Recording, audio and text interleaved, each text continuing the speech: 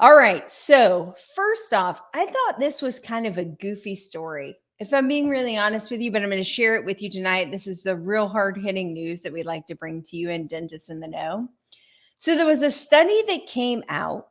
Now, I'm not even actually sure who did the study, but they surveyed, probably data pooled from a lot of information that they're pulling on the internet about who's searching for what information about the state that has the most stained teeth.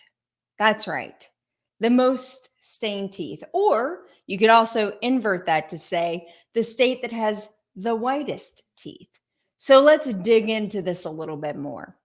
I think, and frankly, I was surprised. I think you'll be surprised to know that New Hampshire ranked number one in the category of most stained teeth. They based this on the percentage of access to wine, tea, and coffee stores and cigarette consumption. So they compiled that data together to postulize, if you will, that New Hampshire has the most stained teeth in the US. Now, who has the whitest teeth? Dare you guess? That's right, folks. Utah comes in at number one for whitest teeth. What was that based on? The fact that they have a very low wine consumption rate, a very low tea and coffee consumption rate, a very low cigarette consumption rate, but also a high percentage of searching on the internet for how to whiten my teeth. Oddly enough, Vermont and Rhode Island also came in at number 2 and number 3 for highest stained teeth. I don't know what's happening in the New England area. Maybe we should have kind of a staged intervention on stained teeth, but that, folks, is the hard hitting news for this evening. Now, a couple other interesting studies that also came out over the last week. And I think this is going to be one that the gentlemen of our podcast are going to find very interesting.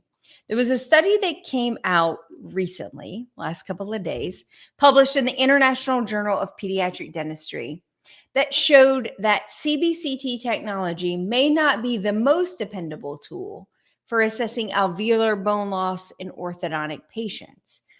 Now, I don't know about you, but this is definitely an area that has been growing over the last couple of years. How do we use CBCT technology? A lot of clear aligner companies like Invisalign, for instance, allow you now to upload CBCTs into your treatment planning protocol. I have specialists who are using CBCT in their pre-treatment and post-treatment assessment of patients.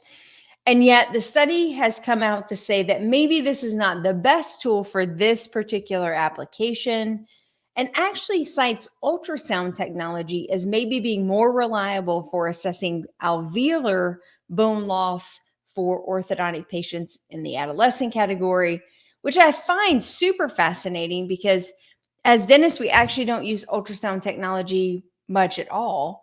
And it does kind of open the door to maybe say, is this a technology that we could find an opportunity within our profession to start onboarding, maybe a new application? Is this an underutilized technology that exists pretty well with already established within the medical community? Is this an untapped resource for dental? And I love that concept. So stay tuned. I don't know, years, decades, whatever, but maybe will there be a day in practice where we will then be using ultrasound along with CBCT and laser technology and all the other things to start assessing very accurately what's going on beneath the tissue. The last piece of news I will leave you with this evening is that we are starting to see sort of this rehash or new development of wanting to bring back the Pandemic and All Hazards Preparedness Act.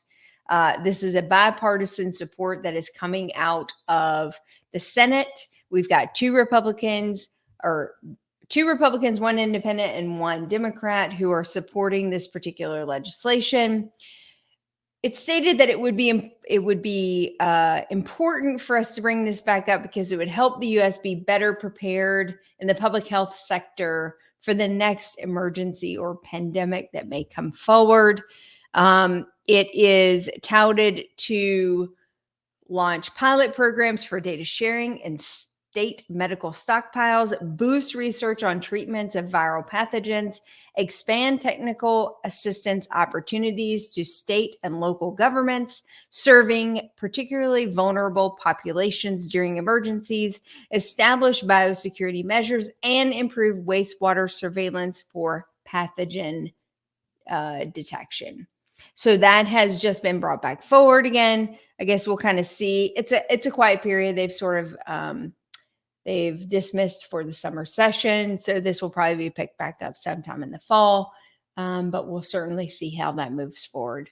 And with that, gentlemen, that's the news.